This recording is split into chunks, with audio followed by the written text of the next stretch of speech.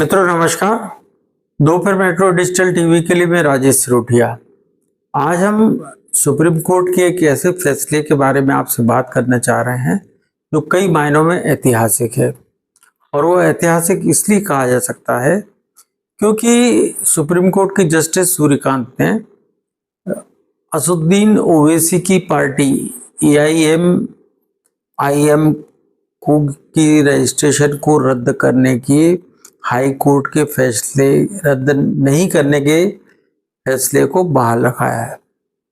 और उन्होंने कहा कि इस अर्जी को वापस ले लिया जाए क्योंकि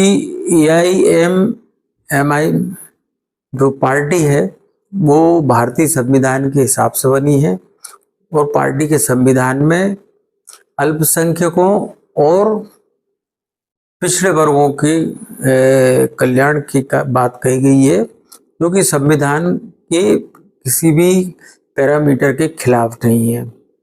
कुल मिलाकर उनका कहना था कि वो पार्टी के लिए जिस तरह से बात कर रहे हैं उसको उनको नहीं करना चाहिए और हाई कोर्ट ने जो उनकी याचिका को खारिज किया है वो हाई कोर्ट का निर्णय सही था और आपको ये याचिका वापस ले लेना चाहिए।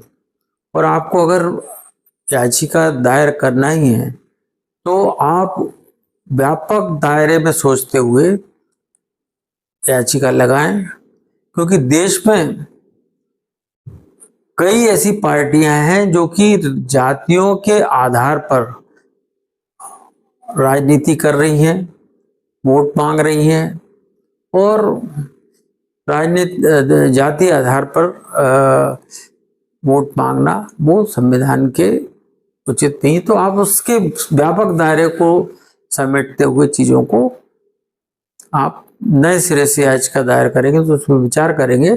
लेकिन ओवैसी की पार्टी जो है वो गैर संवैधानिक नहीं है, इसमें कोई शक नहीं कि 1927 में जब इस पार्टी का जन्म हुआ था तब ये ओवैसी परिवार नहीं था। उस पार्टी का जन्म जब हुआ था वो MIM के नाम से हुआ था, मुस्लिम मुत्तहिदीन के नाम से पार्टी थी, तब वो एक मुस्लिम संगठन था। लेकिन 1957 में वो जो MIM के संस्थापक थे वो भारत छोड़कर पाकिस्तान चले गए।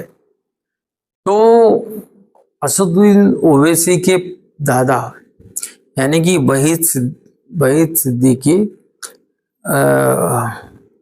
और उनके फिर पिता सलाहुद्दीन ओवैसी, उन्होंने जो है इस पार्टी को चलाया। 6 बार उनके पिता सांसद रहे और 2008 से असदुद्दीन ओवैसी जो कि 1969 में जन्मे हैं वो इस पार्टी को चला रहे हैं, उसके राष्ट्रीय अध्यक्ष हैं और अल्पसंख्यक और पिछड़े वर्ग के कल्याण के का उन्होंने जिक्र अपने पार्टी के संविधान में किया है जो कि संविधान सम्मत है। और अभी हाल ही में जब ऑपरेशन सिंदूर हुआ और जो भारत ने जो विदेशों में अपने राजनीतिक सर्वदलीय दल प्रतिनिधि मंडल भेजे थे तो ओवैसी वही ओवैसी थे जिन्होंने कि पाकिस्तान में जाकर पाकिस्तान के खिलाफ जमकर हमला बोला, वहाँ पर उनकी आलोचना की और उनके जो है झूठ को बेनकाब करते हुए एक सच्चे हिंदुस्तानी मुसलमान का परिचय दिया और जिसकी सभी वर्गों में तारीफ हुई। लेकिन जस्टिस सूर्यकांत ने जो एक दूसरी बात कही है वो बात बहुत चिंतनीय है। उन्होंने कहा कि जो जाति आधार पर वोट मांगे जा रहे हैं, दल बन रहे हैं, उनके ये जो है वो बहुत ज्यादा खतरनाक है और इनको इनके बारे में याचिका लगना चाहिए अगर आप व्यापक आधार पर चीजों को लगाएं। अब मसलन हम बात करें, जस्टिस सूर्यकांत ने सीधे सीधे किसी पार्टी की तरफ इशारा नहीं किया, लेकिन अगर हम इस सिलसिले में अगर हम बात करें भारत में प्रचलित और उन अन्य दलों की जो कि ओबीसी से भी ज्यादा खतरनाक राजनीति देश विभाजन की कर रहे हैं। राहुल गांधी कहते भले ही हैं कि कांग्रेस पार्टी की विचारधारा जो है जोड़ने की रही है और आरएसएस की विचारधारा तोड़ने की रही है, लेकिन हर आदमी इस देश का समझता है कि कौन जोड़ रहा है कौन तोड़ रहा है। एक वक्त कांग्रेस का नारा चलता था कि कांग्रेस का हाथ सबके साथ, कांग्रेस सर्वहारा वर्गों की पार्टी है। लेकिन आज ये बात नहीं दिखती है। आज आप किसी भी बहुत सारे मुस्लिम भाई, हिंदू, दलित भाई, आदिवासी भाइयों से बात करें तो वो कहते हैं कि ये पार्टी विशेष पार्टी जो है कांग्रेस पार्टी धर्म विशेष यानी कि मुस्लिम परस्ती की तरफ मुड़ गई है। अगर हम और दूसरे दलों की बात करें जो लोहिया के समाजवाद के नाम पर लाल टोपी पहनकर समाजवादी, सच्चे समाजवादी के रूप में देश में एक अलग अलग पैदा करना चाहते थे लोहिया की, वो धीरे धीरे जात पात की राजनीति पर आ गए। मसलन लालू यादव जो है एम वाई समीकरण चलाने लगे, मुस्लिम यादव समीकरण के आधार पर वोट मांगने लगे। मुलायम सिंह यादव ने उत्तर प्रदेश में यही किया कि मुस्लिम यादव की बात करने लगे। अब बात करें उनके बेटे अखिलेश यादव की, तो उन्होंने एक नया नारा जड़ दिया कि पीडीए माने पिछड़ा, दलित और अल्पसंख्यक। अल्पसंख्यक का मतलब लालू यादव और मुलायम सिंह यादव और अखिलेश यादव की डिक्शनरी में केवल मुसलमान ही है। तो ये जो इस तरह की राजनीति कर रहे हैं, उन राजनीतिज्ञों की आप चीजों को देखेंगे तो वो जाति के नाम पर ही वोट मांग रहे हैं, जाति के नाम पर ही जो है अपने क्षेत्रीय समीकरण बिठा रहे हैं। और जिन मुसलमानों के नाम पर कांग्रेस बात करती है वो मुसलमान भी समझ गया है और वो समझदारी से वोट करने लगा है।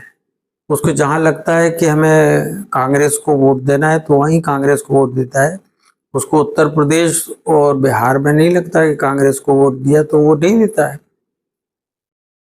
कुल मिला के और ओवैसी की पार्टी तो अभी बहुत छोटी है, उसको खुद अभी इतने मुस्लिम वोट नहीं मिलते। ये बात सही है कि वो ओवैसी का परिवार, चाहे उनके दादा वहीद ओवैसी हों या पिता उनके सलाउद्दीन ओवैसी जो 6 बार सांसद बने, या असदुद्दीन ओवैसी हैं, तो जब इन 1957 में जो MIM जब वो छोड़कर उनके संस्थापक पाकिस्तान चले गए थे तो ओवैसी परिवार ने इस पार्टी का जब जिम्मा संभाला, उन्हें भारतीय संविधान के तहत अपनी पार्टी का नाम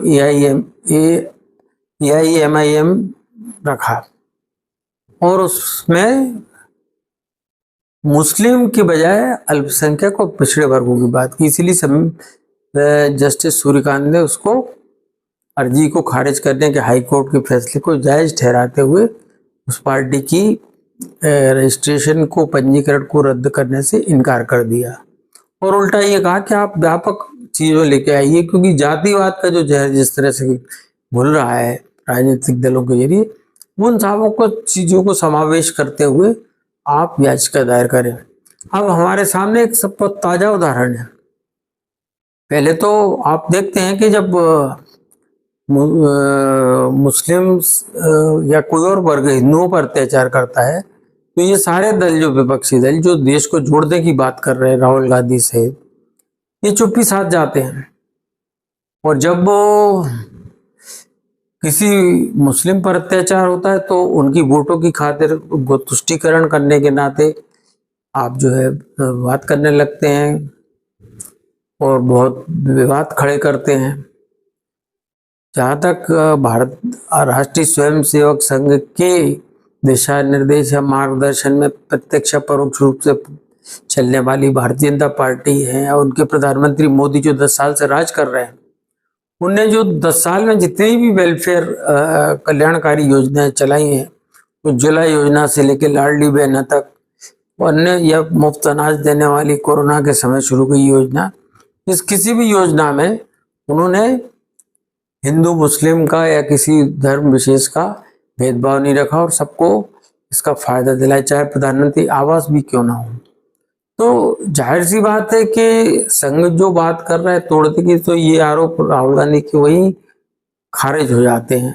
अब मुस्लिम भाजपा को वोट दें या न दें ये अलग बात है, या कितने देने लगे हैं ये चिंता की बात है कांग्रेस के लिए और उन क्षेत्रीय दलों के लिए, क्योंकि ये बहुत बड़ा वर्ग जो है मुसलमानों का जो इन सारी चीज़ों को तो समझ गया है, भारतीय मुसलमान, कि ये तुष्टीकरण की बातें करके वो करते हैं और कोई कल्याण की बात नहीं करती। जैसे कि राहुल गांधी ने जातिगत जनगणना की बात करी, प्रशांत किशोर पांडे ने हाल ही में बिहार में हुई जातिगत जनगणना के आंकड़े पेश करते हुए कहा कि जहां तेजस्वी यादव, जो एम भाई मुस्लिम यादव की पॉलिटिक्स करते हैं, उनके राज्य में पिछड़ा, दलित व मुस्लिम में 5% लोग भी ऐसे नहीं है जो 5वीं क्लास से ज्यादा पढ़े हों।